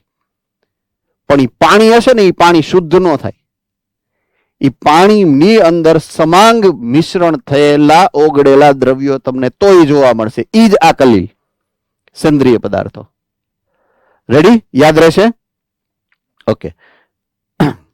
હવે આવ્યું આ છેલ્લું, ખનિજીકરણની પ્રક્રિયા, એટલે ખનિજ દ્રવ્યોમાં રૂપાંતરણ થવું. ચંદ્ર ફરીથી અમુક પ્રકારના સૂક્ષ્મ જીવો દ્વારા આગળ વિઘટનની પ્રક્રિયામાંથી પસાર થાય. સેન્દ્રિય પદાર્થો, જેની વાત હમણાં આપણે કરી, સેન્દ્ર પદાર્થો, ઓલા સ્ફટિક, અસ્ફટિકમય પદાર્થ, ગાઢ કલરનું મિશ્રણ અને કલીલ દ્રવ્ય બને, એની ઉપર ફરી પાછા સૂક્ષ્મ જીવાણુઓની પ્રક્રિયા થાય અને એનું વિઘટન થાય. એનું જ્યારે વિઘટન થાય ત્યારે છેલ્લે ફાઇનલી અકાર્બનિક પોષક દ્રવ્ય મુક્ત થાય. કાર્બનિકમાંથી અકાર્બનિકમાં છેલ્લા સ્ટેપમાં રૂપાંતરણ થાય, અને એ છેલ્લું સ્ટેપને ખનિજીકરણ, કારણ કે આયનો જે મુક્ત થશે અકાર્બનિક, એ ખનિજ આયનો તરીકે મુક્ત થાય છે. એટલે ખનિજ દ્રવ્યોના આયનોનું રૂપાંતરણ એટલે ખનિજીકરણ કહેવું છે. એટલે ખનિજીકરણ સૌથી છેલ્લી પ્રક્રિયા છે, સૂક્ષ્મજીવ દ્વારા થાય છે. અને ખનિજીકરણ થાય કોનું? તો કે સેન્દ્રિય પદાર્થોનું થશે. બરાબર છે? તો હકીકત એવી છે કે જો મૃત અવશેષો, દાખલા તરીકે મૃત દ્રવ્ય છે, જો હકીકતમાં વિઘટનનું છેલ્લું સ્ટેપ છે આ સૂક્ષ્મજીવોનું, એટલે મેઇન હીરો સૂક્ષ્મજીવ છે. કામ કરવાનું કોને છે? સૂક્ષ્મજીવને.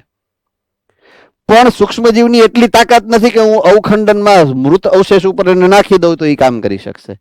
એની પહેલા કેટલું કરવું પડે. ઇન શોર્ટ તમારે જમવું છે, પણ એની પહેલા મમ્મીએ કેટલું કામ કરવું પડે? બરાબર છે?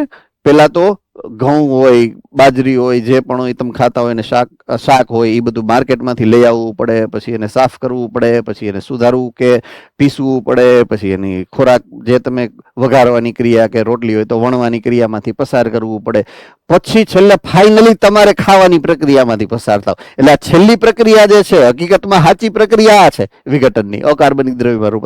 પણ એની પહેલા કેટલી બધી પ્રક્રિયામાંથી એને પસાર થવું પડે, ત્યારે છેલ્લી પ્રક્રિયામાંથી એ ફાઇનલી કાર્બનિક દ્રવ્યોમાંથી અકાર્બનિક દ્રવ્યમાં રૂપાંતરણ કરવાની ક્ષમતા પ્રાપ્ત થઈ શકે. ઓલું હમણાં આગળ આવ્યું હતું, સૂક્ષ્મજીવો કેવા છે? પ્રતિરોધક. હે ને? તો પ્રતિરોધક ક્ષમતા એની ઘટે એના માટે થઈ અને આ પ્રક્રિયા પણ થાય, સેન્દ્રિય પદાર્થોમાં રૂપાંતરણ થવાની પ્રક્રિયા. બરાબર છે? હવે સ્થળજ નિવસન તંત્ર જો કોઈ હોય, એના વિઘટનની પ્રક્રિયાનું આ ઉદાહરણ તમને બુકની અંદર આપેલું છે. બરાબર છે? આ સેમ ટુ સેમ ડાયાગ્રામ તમારી બુકની અંદર છે. દાખલા તરીકે આ છે એક વનસ્પતિ કે જે આ જમીન ઉપર ઉગી છે, એનું એક પાંદડું જે છે કોઈ ખરી ગયું છે. બરાબર છે? એટલે પહેલા સ્ટેપમાં શું થશે? અવખંડન. પહેલું સ્ટેપ કયું હતું આપણું? અવખંડન. તો અવખંડનમાં શું આપણે જોયું? તો આ પહેલું સ્ટેપ દર્શાવે છે અવખંડન. એમાં આ કોણ છે? મૃતભક્ષી પ્રાણી છે. ઈયળ જેવું તમને અહીંયા દેખાશે. જુઓ જોઈએ, દેખાય છે બધાને પરફેક્ટલી? હોય તો, બાકી અહીંયા તમને આની સ્ક્રીનમાં તો દેખાય જ છે. ઈયળ આ પાંદડું ખાય છે, એટલે મોટા ખોરાકના જથ્થાને એને નાના નાના ખંડોમાં અવખંડિત કરી નાખ્યું. બરાબર છે?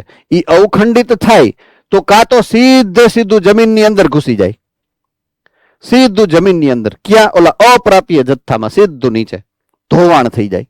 એટલે આ જે સ્ટેપ છે ને, મોટો કર્વ, એ ધોવાણ દર્શાવે છે. જો અહીંયા લખ્યું છે જમીનમાં ધોવાણ પામે, એટલે સીધું અંદર વહી ગયું. અને અમુક જથ્થો એવો છે કે જેનું ધોવાણ ન થાય એની પહેલા જો ફૂગ છે કે સૂક્ષ્મજીવો છે એ એને ખાય. એને શું આપણે નામ આપ્યું હતું? ભૂલી ગયો હું તો. શું નામ આપ્યું હતું આપણે ત્રીજા સ્ટેપને? Yes, Modasa centre.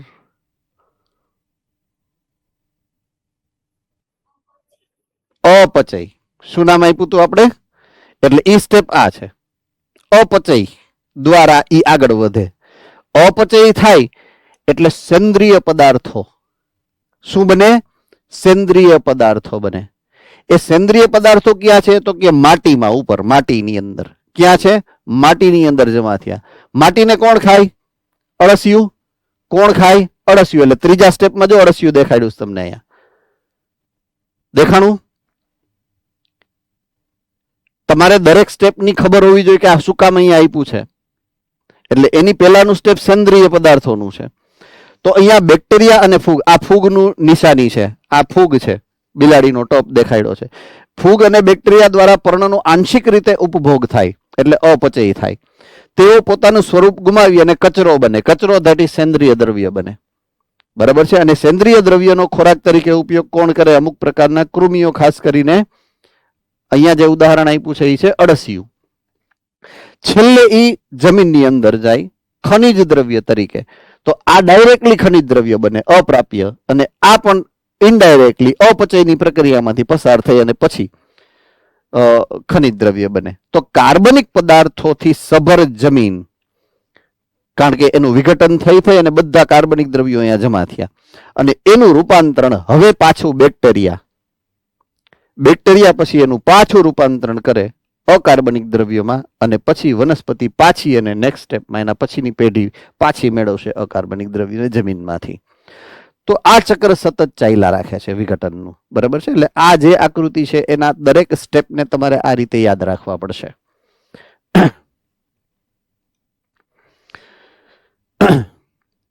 ઓકે, સરસ મજાનો અને મોસ્ટ ઇમ્પોર્ટન્ટ પોઈન્ટ છે વિઘટનની પ્રક્રિયા માટે લાગુ પડતો, એ છે વિઘટન ઉપર અસર કરતા પરિબળો. બરાબર છે? ઓકે, આજના દિવસનો આપણે છેલ્લો પોઈન્ટ છે. સમય પણ 5 મિનિટનો છે એટલે સરસ રીતે પૂરો થઈ જશે. બરાબર છે? ઓકે, મૃત અવશેષીય ઘટકો એના રાસાયણિક બંધારણ શું છે? આ પહેલો પોઈન્ટ. વિઘટન ઉપર અસર કરતા પરિબળમાં પહેલું જે પરિબળ લાગુ પડે, મૃત અવશેષીય ઘટકોનું રાસાયણિક સંગઠન કેવું છે. રાસાયણિક સંગઠન એટલે રાસાયણિક પ્રકૃતિ, બંધારણ કેવું છે. હવે દાખલા તરીકે હું એવું કહું કે તૃતીયક કોષ દિવાલ ધરાવતા કોઈ ભાગ છે, એટલે કે નાળિયેરની કાચરી, એને હું જમીનમાં દાટી દઉં અને એની સામે હું સરસ મજાનું પાકું કેળું એને જમીનમાં દાટું. 5 દિવસ પછી ખોલું તો પાકું કેળું ધોરું થઈ ગયું હોય, કાંઈ ન હોય અહીંયા, પણ નાળિયેરની કાચરી હજી એમ નામ હોય. તો નાળિયેરની કાચરી કેવી છે? શુષ્ક છે, તૃતીયક કોષ દિવાલ ધરાવતી, કાષ્ઠમય છે. કાષ્ઠમય એટલે એનું બંધારણ કેવું છે? સખત બંધારણ છે. એટલે સૂક્ષ્મજીવોને એની ઉપર વિઘટન કરવામાં વાર લાગશે. જ્યારે સરળ બંધારણ ધરાવતું જે કોષનું એટલે કે પ્રાણી, દાખલા પ્રાણીઓની કોઈ પણ પેશી અંદર નાખો એટલે દોરું થઈ જાય, તરત જ વિઘટન થઈ જાય, કારણ કે કોષ દિવાલ જ નથી. એટલે બેક્ટેરિયાને સરળ પડે, વિઘટક સૃષ્ટિના સભ્યોને સરળ પડે એનું વિઘટન કરવાનું. બરાબર છે? તો એક ચોક્કસ પર્યાવરણીય પરિસ્થિતિમાં જ્યારે મૃત અવશેષી ઘટકો લિગ્નિન કે કાઇટિન થી ભરેલા હોય તો વિઘટનનો દર ધીમો હોય. પ્રાણીમાં કાઇટિન, વનસ્પતિઓમાં લિગ્નિન. જો મૃત અવશેષીય ઘટકો નાઇટ્રોજન કે શર્કરા જેવા જલદ્રાવ્ય પ્રોટીનથી ભરેલા હોય તો ખૂબ જ ઝડપથી વિઘટન થાય એનું. બરાબર છે. નાઇટ્રોજન અને શર્કરાથી બનેલા હોય તો એનું વિઘટન ખૂબ જ ઝડપથી થાય. તો પ્રશ્નો એવા પૂછાઈ શકે કે ક્યારે ઝડપથી વિઘટન થઈ શકે, કારણ XYZ. ક્યારે વિઘટન ધીમું હોય તો કારણ XYZ. તો ધીમું ક્યારે હોય? લિગ્નિન કે કાઇટિન હોય ત્યારે. ઝડપી ક્યારે હોય? નાઇટ્રોજન યુક્ત દ્રવ્યો એટલે કે ઓલા વિષમ ચક્રીય બંધારણો, નાઇટ્રોજન બેઝ છે વગેરે, બરાબર છે, અથવા તો શર્કરાથી બનેલા હોય ત્યારે. ઓકે, આ પહેલો પોઈન્ટ છે. બીજો પોઈન્ટ કે જે વિઘટન ઉપર અસર કરતા પરિબળોમાં બીજો મહત્વનું પરિબળ જે ભાગ ભજવતું હોય એમાં છે પર્યાવરણના કારક, જેના બે મુખ્ય કારક છે, એક તાપમાન છે અને બીજું ભેજ છે, જમીનની અંદરનો ભેજ એટલે કે પાણી. બરાબર. તો જમીનની અંદર સૂક્ષ્મજીવની ક્રિયા ઉપર તેની અસર દ્વારા વિઘટનનું નિયમન કરે છે તાપમાન અને જમીનનો ભેજ બંને. હુંફાળું અને ભેજયુક્ત પર્યાવરણ, પોઈન્ટ ટુ બી નોટેડ. હુંફાળું એટલે તાપમાન થોડુંક હોય, સેજ ગરમ, એટલે કે હુંફાળું તાપમાન હશે અને ભેજ વધુ સારું છે. આર્દ્રતાયુક્ત એટલે કે મોઇસ્ટ. તો આ બે પર્યાવરણ એવા છે કે જે વિઘટનને પ્રેરે છે, વિઘટનની પ્રક્રિયાને વધારે છે. હુંફાળું વાતાવરણ અને ભેજયુક્ત પર્યાવરણ વિઘટન માટે અનુકૂળ છે, એટલે મજા આવે, એમાં વિઘટન ઝડપથી થશે. બરાબર છે. એની સામે જ્યારે ઓછું તાપમાન હશે અથવા તો અજારક જીવન હશે, ઓક્સિજનની પ્રાપ્તિ ઓછી હશે, તો એ પરિસ્થિતિ વિઘટનને હંમેશા અવરોધે છે. બરાબર છે. જેને કારણે કાર્બનિક દ્રવ્યો જમીનની અંદર સંગ્રહ એનો વધતો જ જાય છે, ભંડાર બનતા જાય છે. તો શું કામ જમીનની અંદર આ સેન્દ્રિય પદાર્થોનું પ્રમાણ વધતું જાય છે? એનું સિમ્પલ જે લોજિકલ કારણ છે એ છે કે જેટલી સ્પીડથી મૃત દ્રવ્યો એની અંદર ઉમેરાય છે, પોઈન્ટ સમજો તમે, એટલી ઝડપથી જે છે એ સૂક્ષ્મજીવો એનું વિઘટન કરી શકવા માટે સક્ષમ હોતા નથી. બરાબર છે. કારણ ઓછું તાપમાન, કારણ કે તાપમાન તો ક્યારે? રાત્રે ઓછું થઈ જાય. દિવસ દરમિયાન તાપમાન જમીનનું વધી જાય તો રાત્રે તાપમાન ઓછું પણ થઈ જાય, એટલે રાત્રે વિઘટન ન થાય, દિવસ ના થાય. તો જેટલી ઝડપથી આ વિઘટક સૃષ્ટિના સભ્યો કાર્બનિક દ્રવ્યોનું વિઘટન કરે એના કરતા વધારે સ્પીડથી એ ઉમેરાય છે. તો રાત્રે આપણે મરીએ નહીં એવું કોણે કીધું? એટલે દિવસ કે રાત દરમિયાન મૃત અવશેષો તો ઉમેરાતા જ હોય, જ્યારે વિઘટનની પ્રક્રિયા માટે એને અનુકૂળ સંજોગ જે છે એ ઓછો પ્રાપ્ત થાય છે. એટલે આ જમીનની અંદર આ કાર્બનિક દ્રવ્યોનો ભંડાર રચાતો હોય છે, સેન્દ્રિય પદાર્થો જે છે એ વધતા હોય છે ક્રમિક રીતે જેમ જેમ સમય જાય. અને જો પૃથ્વીની સપાટી ઉપર સજીવોનું પ્રમાણ વધારે હોય તો જમીનની અંદર ફળદ્રુપતા હંમેશા વધતી જાય છે. એની પાછળનું આ વૈજ્ઞાનિક અને અતિ મહત્વનું કારણ છે જે પૂછાઈ શકે છે બોર્ડની પરીક્ષામાં. એટલે એને અનુલક્ષીને તમારે આ પોઈન્ટ ઓફ વ્યૂને યાદ રાખવાનો પ્રયત્ન કરવાનો રહેશે. બરાબર છે. તો આજની સાથે આજનું આપણે લેક્ચર પૂરું કરીએ છીએ. બરાબર છે. આના પછીની જે અસર છે, એના પછીની જે ક્રિયા છે સમજવાની આપણે આવતા લેક્ચરમાં, એ છે ઉર્જા પ્રવાહ. રાઈટ. તો આવતીકાલે ફરી મળીએ છીએ.